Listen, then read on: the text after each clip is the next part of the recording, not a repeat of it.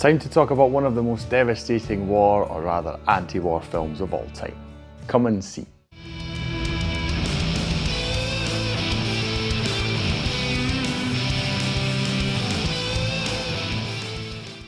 Hi, my name's Drew and welcome to another review video on Flying Wiener. And I'm welcoming you to this video. Sounds a lot nicer than the experience is probably going to be. I did actually mention this in last week's video for Chernobyl. I said, well, if my plans go ahead, then the following week, today's video, would be an even worse thing that we're going to be talking about. And yes, so for those of you wondering, I was talking about Come and See. Right, now if you're not familiar with this, if you're on the internet or anywhere else and people are discussing their top 10s or whatever in various categories, this film will show up, or show up in either the best war films or anti-war films of all time. It'll easily show up, for some people, even in the best of all time, regardless of genre, best film of all time, it might pop up in those lists.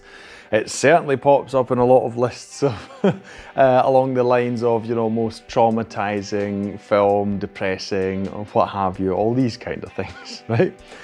It's also one of the best films from the Soviet Union, right? Just to really place this immediately. So this is from a country that doesn't actually exist anymore today, although specifically, to my knowledge, to my research, the man who made it was Russian, so obviously Russia still exists nowadays. So Come and See. If you've never seen this film, like I say, it's very infamous, especially on the internet and these kind of lists. It's a very old film, it's nearly 40 years old now. Really crazy to think about that being so old. And yeah, so basically the people who made this film set out with one goal, namely that, maybe we can make a film that will convince people to just never go to war again, A bit ironic thinking about this nowadays, as this is a film made by a Russian, with today's war in Ukraine. It's like, can the people of Russia, those in charge, please watch this?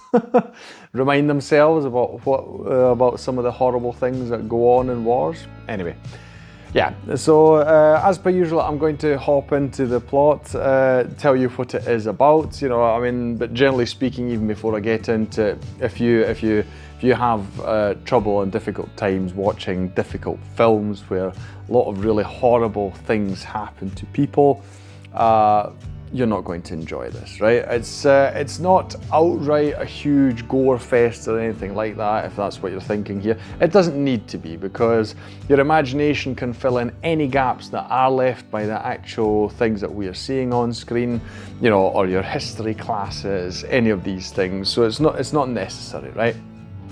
But still, it's really heavy matter. It's a really heavy matter here that is being shown. It's about the Second World War and atrocities committed by the Germans during the Second World War. That's specifically what it's about. So yeah, I suppose I might as well just jump straight into the actual plot of the film. We are focused on a teenage boy. This is set in Belarus. And always, for some reason, when I talk about Belarus, it's always very funny to me, because the German name, which I would hear more often as I live in Austria, is visceral, which translates to White Russia. And every time it pops up, I'm like, I need to research, why is it called White Russia? And this is one of these moments again, I have to research that, why in German they call it White Russia. Anyway, if you know, please leave a comment down below, because I'm bound to forget again by the end of this recording. Anyway, it's set in Belarus in 1943. This apparently is based on a book, or several stories from historical witnesses from an area in Belarus where the Germans just ransacked whole villages, destroyed them, pillaged them. Just about anything you can imagine happens when the worst things happen in war to civilian people, right? So this is not a battlefield situation or anything like that. We have got soldiers going through villages and just wrecking them and their people. We are focused on a teenage boy. His name is Fiora. Please excuse any wrong pronunciation. I'm not used to saying that name. I'm used to saying the German version, which is Florian. So seemingly this is the Russian version of that, Fiora. He is excited. He's dug up a rifle on the beach and he wants to join the local militia to fight against the German invaders, right? So he's delighted. His mother doesn't want him to go. You know, she obviously wants him to stay alive. She doesn't want him to go. He goes off to join this local militia, learns rather quickly that it's not all that it was hyped up to be. He had this sort of idyllic dream, you know, I'm going to fight for my country, I'm going to save my people.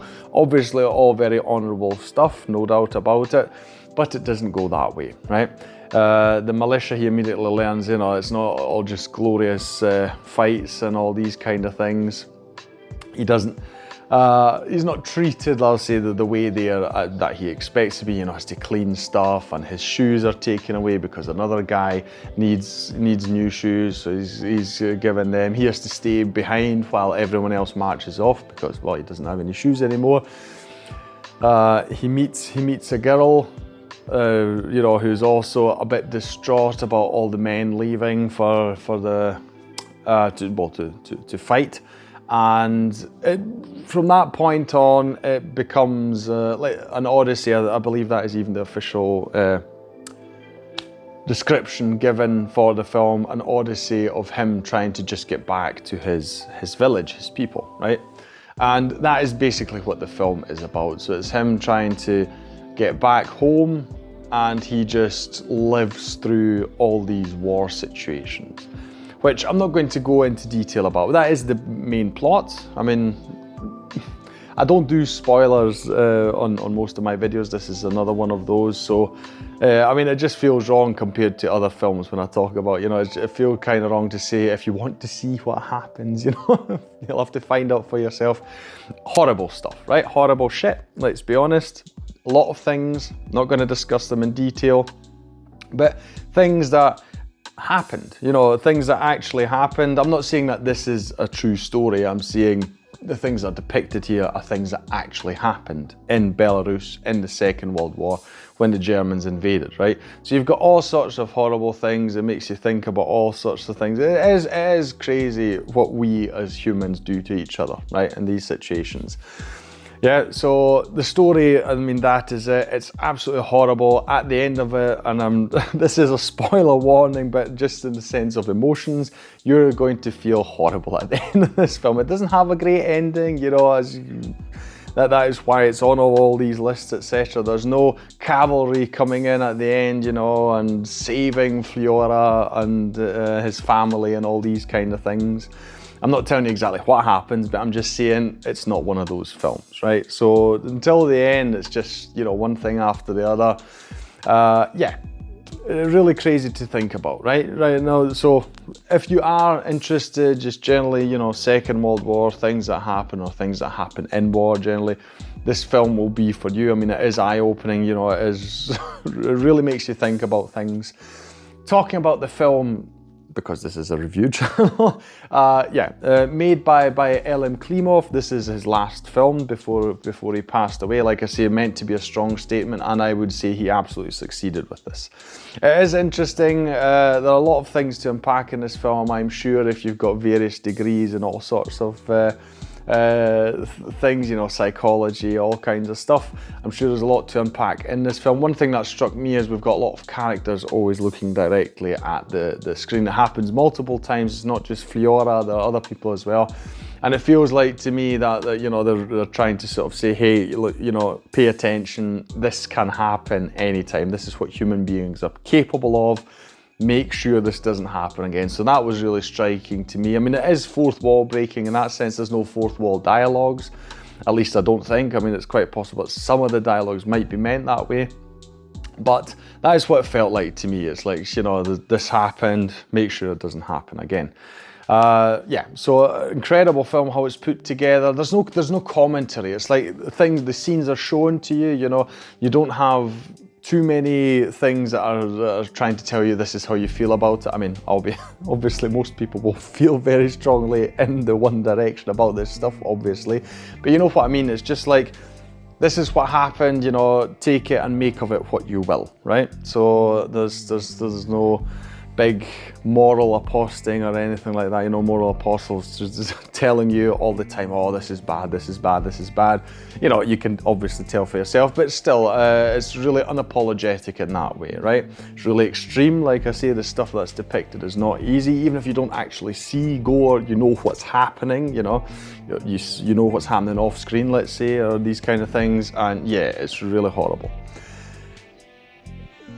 Yeah, it feels sort of, I don't know, it's got this strange feeling to it. The music comes in, it's always a sort of a bit in the background, I'll call it. It's a bit of an eeriness. You can always, there's a bit of a sense of dread that comes with that. You know, you can feel something bad's gonna happen all the time. But yeah, the music is really powerful, even although it's really quiet and more in the background. Sometimes you just have the sounds, etc. I've thought that was a really strong thing to do. It left a really strong impression on me, just how that was woven into what we're seeing on screen. Especially the end, you've got Mozart coming in at the very end, and that really sticks with you, you know. Yeah, but slight spoiler, I suppose, but yeah. You have to watch it for yourself, really, to see what I'm talking about there. One last thing I really need to mention is Alexei Kravchenko. He is the main actor here. He plays Fyodor. Incredible. This guy was a teenager. The whole thing must have been very traumatizing for him, although they took a lot of measures to make sure he would not be that traumatized, you know, that he would be cared and looked after, all these kind of things. You basically watch him age through the film, and I don't mean in the sense of him, you know, gaining years or becoming older. You can just see him becoming very weary, even his face. So I'm assuming they used makeup and all sorts of things, you know, you get wrinkles added, etc. Just because the whole experience, which basically what we see on screen is just the course of a few days, right, at most.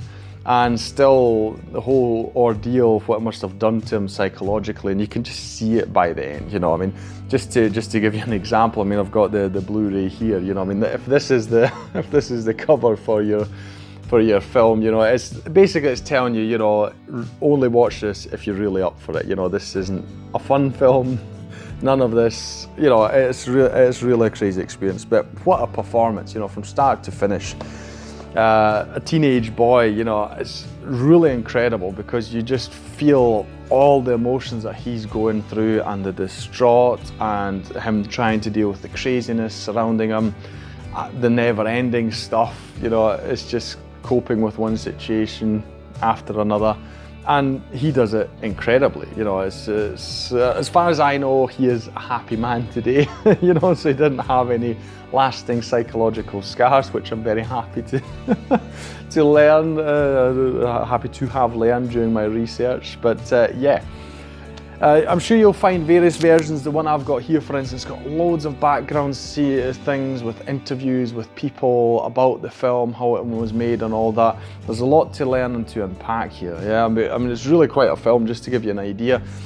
Even in the Soviet Union, although it's an anti-German film in that sense, you know, Second World War Germany, it took them 7 years just to get all the censorship stuff out of the way, because they wanted to censor this film, you know, because it was just too much for them, right?